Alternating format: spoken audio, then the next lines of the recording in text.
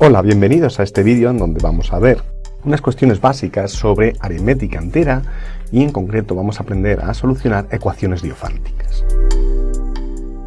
Entonces los contenidos que vamos a ver van a ser los siguientes.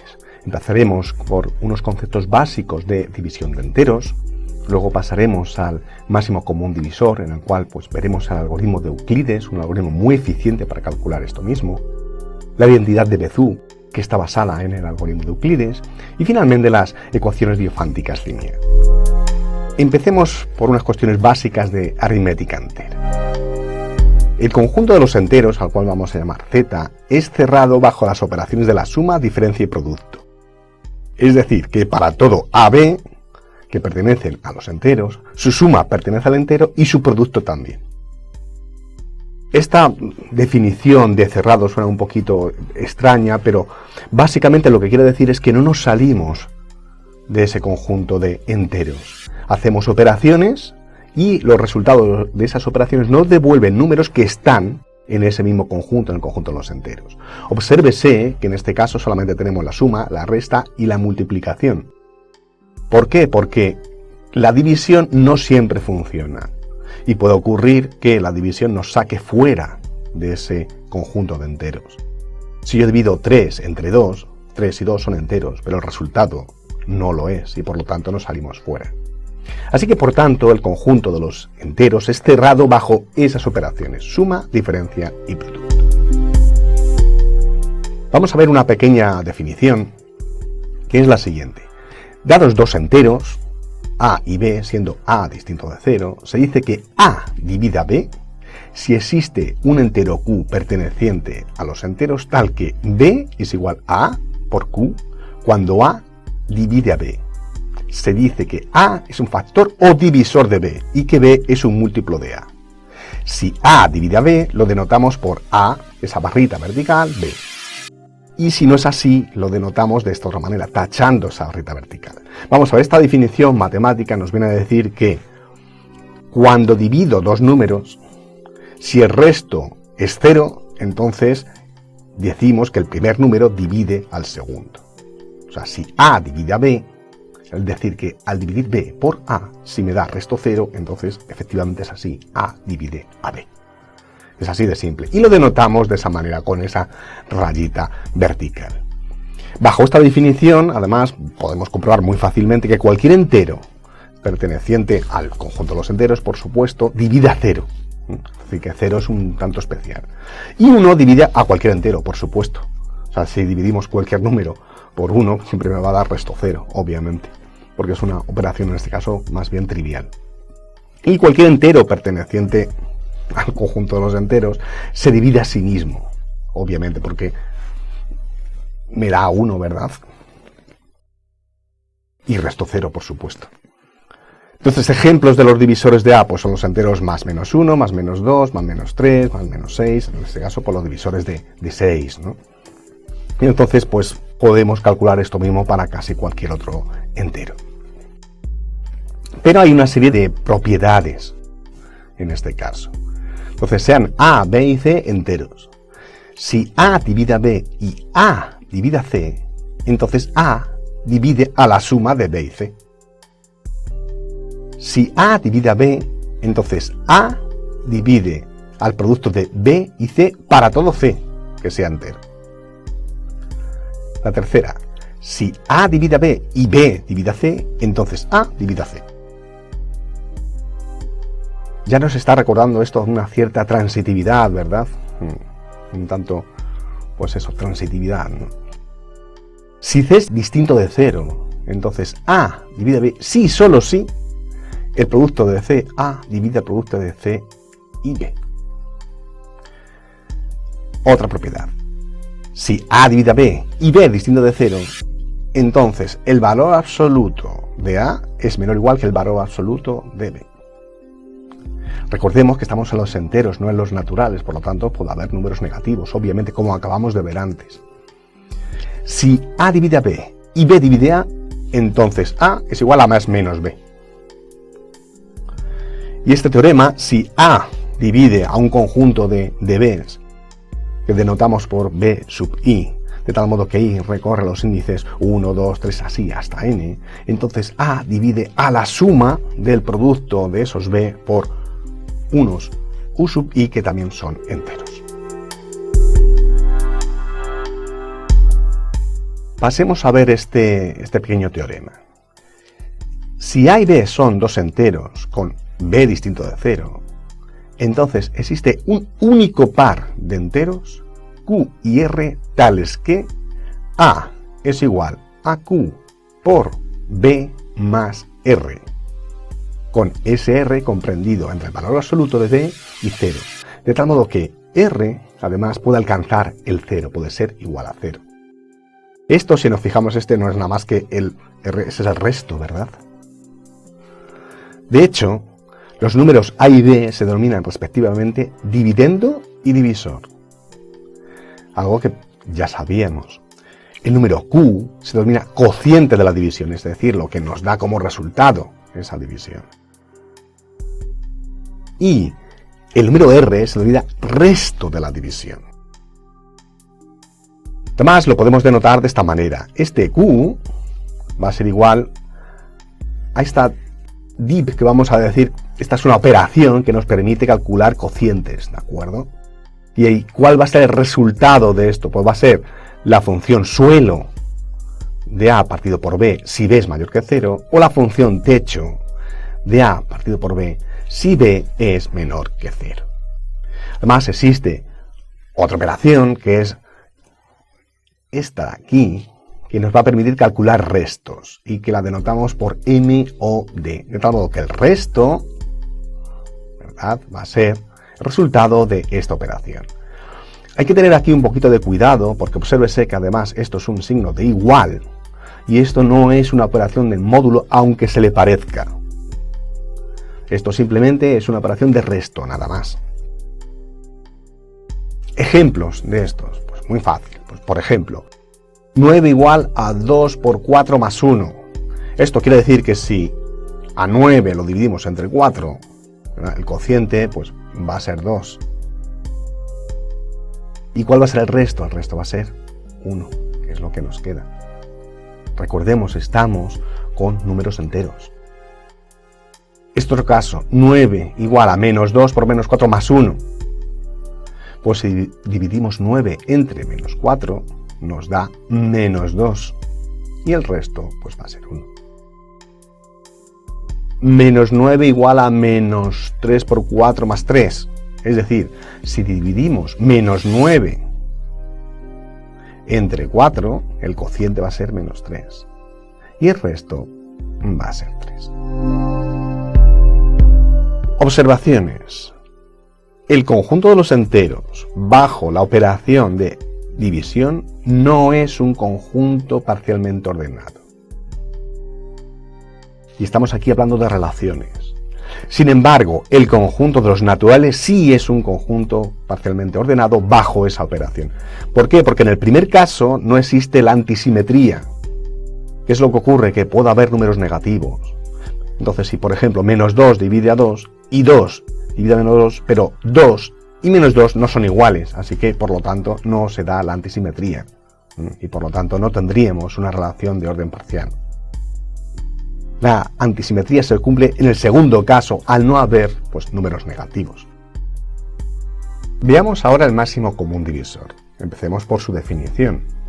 Dados dos enteros, a y b distintos de 0, se denomina máximo común divisor de a y b y lo denotamos por MCD, paréntesis a, b, paréntesis, al mayor entero d, tal que d divide a a y d divide a b. Esto no es más que lo que ya vimos en la enseñanza básica de la escuela. No hay nada distinto a eso. Y el propio nombre, máximo común divisor, nos lo está diciendo. ¿Cuál es el divisor común a esos dos números más grande? Ya está, no tiene más misterio. Observación, en el caso de que a sea igual a b igual a 0, pues ese caso hay que excluirlo porque cualquier número pues, divide al 0. Más tenemos este teorema que nos dice que el máximo común divisor de dos números enteros es único, no hay más de uno, es único. Pero el problema que nos tenemos que plantear es el siguiente. cómo calcular el máximo común divisor de dos números enteros tal que ese cálculo se efectúe de una manera eficiente, o sea, en un tiempo prudencial. Podemos intentar el método de fuerza bruta, el sistema lento, que consiste en ver todos los divisores de A y B y encontrar entre todos ellos el mayor, que sea común. Entonces, cuando tenemos los números relativamente pequeños, por ejemplo 12 y menos 18, eso se puede hacer. Los divisores de uno son 1, 2, 3, 4, 6, 12, y el otro es 1, 3, 6, 9, 18, así que en este caso el común mayor es 6, entonces ya sería 6 el máximo común divisor. El problema obviamente viene de cuando A y B son muy grandes. Si tenemos que hacer esto con el número 136.728 y otro aún mayor, entonces apaga y vámonos, se tardaría muchísimo tiempo. Sin embargo, existe un algoritmo que hay que darle las gracias a Euclides, que fue el que lo descubrió en el siglo III, antes de Cristo, que nos permite calcular esto mismo de una manera mucho más rápida. Ese algoritmo está basado en el lema de Euclides, que dice lo siguiente: sea A igual a Q por B más R. Esto no es nada más que una división que nos da el cociente y el resto, ¿verdad? En donde A y B son distintos de 0 y Q y R son enteros. Entonces el máximo común divisor de A y B es igual al máximo común divisor de B y R. Entonces, ¿esto qué es lo que nos permite? Esto nos permite de una manera recursiva ir dividiendo, calculando restos, calculando cocientes, etc. Y reduciendo nuestro problema del cálculo de un máximo común divisor de dos números grandes sucesivamente al cálculo del máximo común divisor de números cada vez más pequeños. Nada mejor que un ejemplo para verlo. Entonces nos piden aplicar el lema de Euclides de manera recursiva para calcular el máximo común divisor de 662 y 414. Esto que vamos a ver no es nada más que el algoritmo de Euclides, que se basa en la utilización del lema de Euclides de una manera recursiva. Entonces lo que hacemos es dividir 662 entre 414, nos da 1 y resto 248. Luego tomamos 414 y lo dividimos entre el resto anterior, entre 248, y nos da a 1 y el resto 166. Lo hacemos de nuevo. Ahora lo que hacemos es dividir 248, que viene de aquí, del paso anterior, lo dividimos entre 166, que es el resto que habíamos obtenido en el paso anterior. Nos da a 1 y el resto 82. Luego dividimos 166 entre 82 y nos da a 2 y el resto 2. Obsérvese que los cocientes aquí son 1, pero no importa, podrían ser cualquier número, ¿de acuerdo? Igual que los restos, que pueden ser cualquier número. Sin embargo, en el último paso vemos que al dividir 82 entre 2 nos da 41 y el resto es 0. Justo cuando lleguemos ahí hemos terminado. Además, según el lema, el máximo común divisor de 662 y 414 es igual al máximo común divisor de 414 y 248. Igual al máximo común divisor de 248 y 166, y así sucesivamente. Así que lo único que tenemos que hacer en este caso para calcular el máximo común divisor es fijarnos en la última fila, que es esta, en la que el resto es 0. O justo la anterior, el resto no nulo, este es el máximo común divisor. Así que el máximo común divisor de 662 y 414 es 2. Así que este teorema nos va a decir precisamente eso. Según el algoritmo de Euclides, el máximo común divisor de A y B va a ser igual al último resto no nulo, a este R sub n menos 1, porque R sub n va a ser el resto último que vale 0.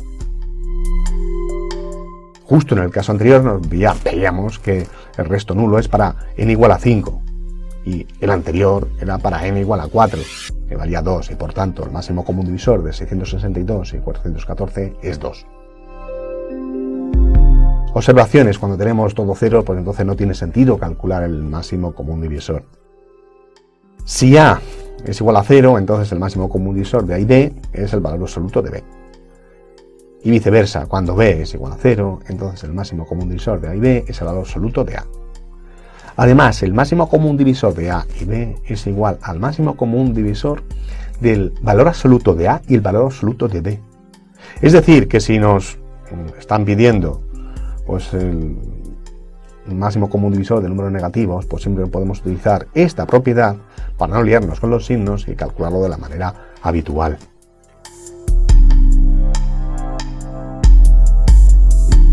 Pasemos ahora a la identidad de Bézout. La identidad de Bézout está basada, su cálculo al menos, en el algoritmo de Euclides y se desprende de forma natural de él. Entonces, el teorema de Bézout nos dice que si A y B son enteros, no simultáneamente, entonces existen enteros U y W tales que el máximo común divisor de A y B es igual a por U más B por W. Es decir, el máximo común divisor lo podemos averiguar, A y B ya lo sabemos. Aquí el problema está en calcular ese U y ese W, que en este caso no es nada más que una combinación lineal, si nos fijamos. Ahora nos piden pues expresar el máximo común divisor de 252 y 198, que es 18, como combinación lineal entera de esos dos números, de 252 y 198. Entonces, ¿cómo lo hacemos? Pues aplicamos el algoritmo de Euclides. Dividimos 252 entre 198, nos da 1, resto 54. 198 entre 54 nos da 3, resto 36. 54 entre 36 nos da A1, resto 18. Y finalmente, 36 entre 18 nos da 2 y resto 0. Así que el máximo común divisor en este caso es 18. Ahora leemos hacia atrás. En esto consiste Bézout, el cálculo de V y W, U y W. En este caso particular, pues nos fijamos en la fila no nula. Nos fijamos en el máximo común divisor, que es este 18, el último resto no nulo. Y pasamos esto de aquí al otro lado de la igualdad. Eso no es nada más que esto de aquí. Tenemos 36 aquí, ¿de acuerdo? Que es justo lo que nos aparece en la siguiente fila. Aquí aparece el 36. Así que pasamos 54 por 3 a este otro lado de la igualdad. Es esto precisamente que está en verde. Así que 36 va a ser igual a 198 menos 3 veces por 54. Y en esto, donde pone aquí 36, sustituimos todo esto de aquí. Entonces, si operamos, nos da 4 veces 54 menos 198. Obsérvese que 198 lo tenemos que respetar. No lo podemos destruir ni operar por nada, porque ya 198 ya es el primero que aparece aquí. Y tiene que ser una combinación lineal de 198 y 252. 54 no, 54 tiene que ser transformado de alguna manera a través de este tipo de operaciones para obtener lo que nos falta, el 252 y algún sumando con también 198 a veces. La siguiente fila es esta de aquí. Vamos para atrás. Esta, o sea, si yo 54 dejo a este lado y paso el 198 al otro lado, me va a dar 252 menos 198, que es lo que he escrito aquí en azul. Así que sustituyo esto de azul, esto que pone aquí 54, por esto otro de aquí, 252 menos 198. ¿Y qué es lo que tengo ya? Ya hemos terminado. Ya tenemos una combinación lineal de 18, ¿verdad? Que nos da 18. Que es 4 veces por 252 menos 5 veces por 198. Y 252 es justo este de aquí y 198 este de aquí. Así que ya tendríamos ese U y ese W, que serían 4 menos 5. ¿Qué es lo que nos permite la identidad de Bézout? Pues resolver ecuaciones diofánticas, o sea, incógnitas enteras, resolver congruencias lineales en la aritmética modular, calcular inversos multiplicativos en el módulo M en la aritmética modular. Y una cosa importante es que la identidad de Bézout no implica la unicidad de los enteros U y W. Veamos este teorema. Sean dos números enteros, A y B, no nulos simultáneamente con su máximo común divisor igual a D. Un entero C puede ser escrito de la forma A por X más B por Y para algunos enteros X y Y, si solo si C es múltiplo de D. En particular, D, es decir, el máximo común divisor, es el menor natural de la forma A por X más B por Y con X e Y perteneciente a los enteros. Esto lo que nos viene a decir es que podemos crear pues estas combinaciones lineales para obtener estos enteros, de tal modo que el más pequeño de todos ellos será justo para el máximo común divisor. Ejemplos. Como el máximo común divisor de 1492 y 1066 es 2, entonces los números de la forma 1492 por X más 1066 por Y con X y enteros son todos múltiplos de 2. Y como el máximo común divisor de 252 y 198 es 18, entonces los números de la forma 252 por X más 198 por Y con X e Y enteros son todos múltiplos de 18. ¿Qué consecuencias tenemos para la identidad de Bézout? Bueno, pues la definición siguiente nos dice lo siguiente, que es además importante porque nos va a aparecer pues, en muchos teoremas y métodos de resolución, condiciones para resolución de ecuaciones diofánticas, etc. Dos números A y B son coprimos, o primos entre sí, o primos relativos, si su máximo común divisor es 1. Esto no significa que sean primos. Simplemente dos números son coprimos si su máximo común divisor es igual a 1. Además, tres números pueden ser coprimos, pero no ser coprimos 2 a 2. Pues, por ejemplo, pues 6, 8 y 15. Y se desprende este colorario, que dos enteros A y B son coprimos si solo si existen enteros X e Y tales que A por X más B por Y igual a 1. Naturalmente esto no deja de ser, pues, de nuevo, pues la consecuencia de la identidad de Bézout, que simplemente es expresar el máximo común divisor como una combinación lineal de esos dos números. Como en este caso el máximo común divisor es 1, pues es 1 igual a esa combinación lineal. No tiene más misterio. La dificultad siempre estará en calcular cuánto vale X y cuánto vale Y en este caso, que eran nuestros U y W que hemos calculado antes. Otro colorario. Si el máximo común divisor de A y B es igual a D, de ahora en adelante, además, a todos los máximos comunes divisores de un par de números, que también vamos a llamar A y B, lo vamos a llamar D, para que no haya confusión. Entonces, el máximo común divisor del producto de M por A y de M por B es igual a M veces D, para todo M perteneciente a los naturales. Además, el máximo común divisor de A partido por D y B partido por D es igual a 1. Otro colorario nos dice que si A y B son enteros y primos entre sí, entonces si A divide a C y B divide a C, entonces A por B divide a C. Y si A divide al producto de B y C, entonces A divide a C. Pues, por ejemplo, pues podemos plantear el siguiente problema. Esto no es nada más que, de nuevo, y lo dejo para que en casa pues se pueda resolver, expresar el máximo común divisor de 1492 y 1066, que es 2, como combinación lineal de coeficientes enteros, estos dos, 1492 y 1066. Es decir, nos están pidiendo que apliquemos Bézout, aplicamos el algoritmo de Euclides, aplicamos Bézout y así obtenemos esos números, esos U y W o X e Y, que también lo hemos llamado recientemente, que en este caso serían 7 y menos 5. Mínimo común múltiplo. La definición nos dice lo siguiente.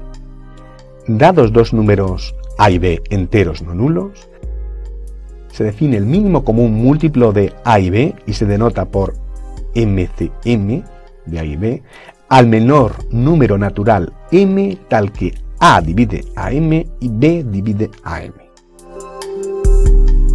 Esto, de nuevo, no es nada más que el mínimo común múltiplo que ya vimos en la escuela. De nuevo, pues el problema será cómo calcularlo de una manera eficiente. Y además vamos a ver muy pronto que es bastante sencillo. Observación. Este número existe ya que dados dos números A y B, no nulos simultáneamente, siempre hay un número múltiplo, positivo, tal que sea el valor absoluto del producto de esos dos. Digamos, en el peor de los casos posibles vamos a tener ese. ¿De acuerdo? Ese va a ser igual que en el peor caso posible, en el máximo común divisor teníamos a 1. Pues para el mínimo común múltiplo, el peor caso posible va a ser el valor absoluto del producto de esos dos números. Luego el conjunto de los múltiplos de A y B positivos no es vacío, o sea, al menos hay ese. Y como n es un conjunto bien ordenado, debe existir un elemento mínimo del conjunto de los múltiplos comunes y positivos de A y B. El problema será, por supuesto, encontrarlo. Este teorema nos va a permitir precisamente eso. Sea A y B, dos números naturales, con D igual al máximo común divisor de A y B. Y M va a ser el mínimo común múltiplo de A y B. Entonces, A por B va a ser igual a D por M. ¿Esto qué es lo que nos dice? Que si ya tenemos D, y por supuesto A y B son números ya conocidos, entonces es muy fácil calcular el mínimo común múltiplo, es decir, calcular M, simplemente despejando eso. Es decir, multiplicamos A por B, dividimos por D, es decir, por su máximo común divisor, y entonces pues ya lo tenemos, ya tenemos M. Un ejemplo pues puede ser el que ya hemos visto, 252 y 118. Si despejamos M de ahí, pues nos da A por B partido por D, es decir, 252 por 198 dividido entre 18. Y ya nos da el mínimo común múltiplo, que sería 2772. Muy sencillo. Armados ya con toda esta parafernalia, vamos a afrontar la resolución de ecuaciones diofánticas lineales. Y lo primero que nos tenemos que plantear, ¿qué es una ecuación diofántica? Pues una ecuación diofántica no es nada más que una ecuación de una o varias variables de la que solamente nos interesa sus soluciones enteras. Al fin y al cabo, estamos en aritmética entera y en concreto en matemática discreta, así que solamente nos vamos a interesar por enteros. El nombre proviene de Diofantos, que vivió en el siglo III de nuestra era, y su solución para cuando son lineales fue descubierta por Brahmagupta en el siglo VII. El teorema de Brahmagupta nos dice lo siguiente: sea la ecuación lineal A por X más B por Y igual a C. Eso es una ecuación lineal y además es una ecuación diofántica porque solamente nos van a interesar sus soluciones enteras. Entonces A, B y C, por supuesto, también son números enteros. Y A y B no nulos simultáneamente.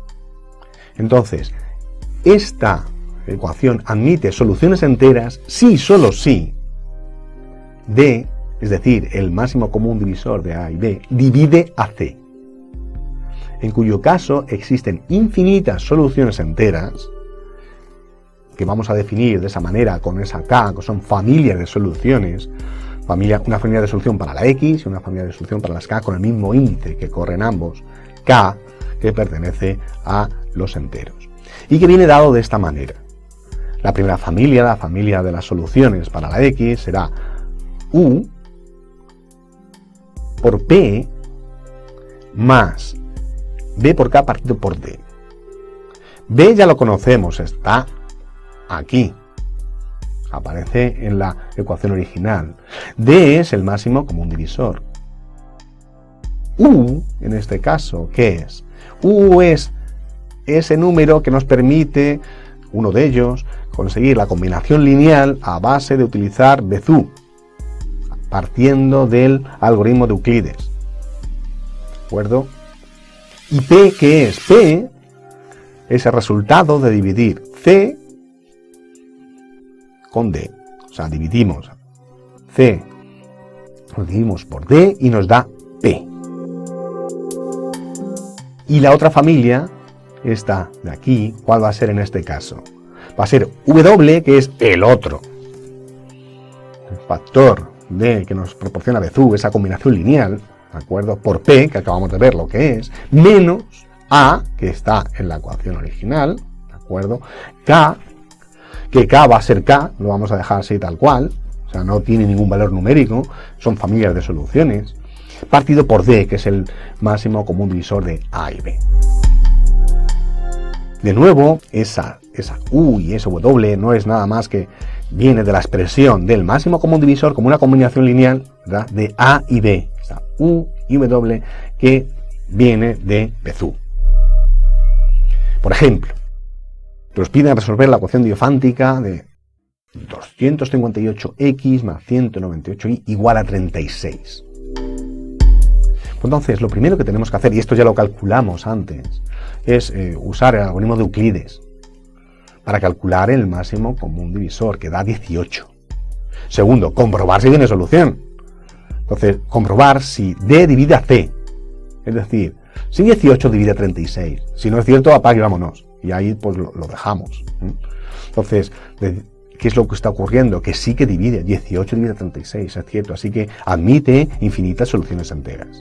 Es decir, o no admite ninguna solución entera, o admite infinitas soluciones enteras que vienen dadas por estas dos familias de solución. Luego lo que hacemos es expresar ese máximo común divisor, esa D, famosa, como combinación lineal de 252 y 198, que nos viene dado por Bezout. Y no es nada más que esto. De tal modo que U vale 4 y W menos 5. Ya lo tenemos, lo único que tenemos que hacer en este caso es sustituir todo eso en la expresión de aquí. De tal manera que vamos a tener una familia de soluciones para la X y una familia de soluciones para la Y. Lo sustituimos y ¿qué nos queda? Que la familia de soluciones para la X es 8 más 11K. Y la solución para la Y es menos 10 menos 14K. Es decir, K puede tomar cualquier valor, 1, 2, 3, 4, etc. Y nos da soluciones enteras. Y además son infinitas en este caso. Naturalmente, siempre podemos simplificar lo que nos dé. Veamos este ejemplo. Tenemos esta ecuación diofántica y según el método visto antes, pues tiene pues estas dos soluciones, estas dos familias de soluciones. Pero sin embargo, esas dos familias de soluciones no están simplificadas. Al fin y al cabo, ese K puede recorrer cualquier número, siempre y cuando sea entero ese K. Así que pues podemos empezar a contar K desde otro punto, para así simplificar. Entonces, vemos que cada una de ellas cumple lo siguiente. Si dividimos 4 entre 9 nos da a 4. Y el resto, pues, será 8. Y menos 33 dividido entre menos 7 nos da a 4. Y el resto, pues, nos da 5. Así que podemos expresar esta solución de esta otra manera. Simplemente sustituir donde ponga 44, poner 8. Y donde ponía menos 33, poner menos 5. Esta otra parte, pues, se respeta. Ese K, obviamente, pues es, digamos, distinto, pero da igual, porque K puede ser cualquier entero. Pero siempre, sea esta o sea la anterior solución, o sea, familias de soluciones, podemos saber si son correctas o no. ¿Cómo? Sustituyéndolo en la ecuación original. Si aquí donde ponga X, pongo cuánto vale la familia de soluciones y donde ponga ahí cuánto vale la familia de soluciones, me tiene que dar cuando yo opere 44, que es esto de aquí. Si me da otra cosa es que me he equivocado y hay un error. Otra manera de ver esto mismo, un poco de, digamos, de fuerza bruta, es pues lo que estamos haciendo al simplificar es correr el 0 n veces. O sea, ese K pues se recorre pues n veces sobre ese par simultáneamente de soluciones. Lo que no puedo hacer es aplicarlo solamente sobre la X o sobre la Y, porque entonces la hemos liado. Lo tenemos que aplicar simultáneamente. De tal modo que tendríamos 44 más 9K y luego menos 33 menos 7K, ¿verdad? Y luego lo que hago aquí es resto 9, así que me da 35. Aquí hago lo mismo con 7, así que me da menos 26. A 35, el resto 9, 26. Aquí hago lo mismo. Ya me da 17. El resto, y así sucesivamente. Hasta que al final me queda este número 8, que es menor que 9. Entonces ya hemos terminado ahí. Lo único que hacemos es, pues eso, correr el cero, correr el contador de las Ks. Pero todos estos pares de soluciones, todo este par de aquí, este, valdrían. Si yo sustituyo eso en mi ecuación original, me va a dar igual a 44, con lo cual todos esos son correctos, porque en el fondo me están definiendo las mismas familias de soluciones. Lo único que está cambiando es la forma, que es más bonita, simplificado con números pequeños. Y ese K, pues que puede valer cualquier número entero, ¿no? Entonces da igual. Y pues ya dejo estos problemas de ecuaciones diofánticas para resolver aquellos que lo deseen en casa, ¿no? Y adjunto la solución. Entonces, pues en algunos casos, por ejemplo en este segundo, pues no existe porque no se cumple la condición. Entonces lo importante sobre todo es intentar pues comprobar las condiciones del teorema. Si no se cumplen, pues paramos ahí y no seguimos adelante, porque ya no tiene soluciones, porque sabemos que o tiene 0 soluciones enteras o infinitas soluciones enteras. Y ya hemos terminado. Gracias por su atención.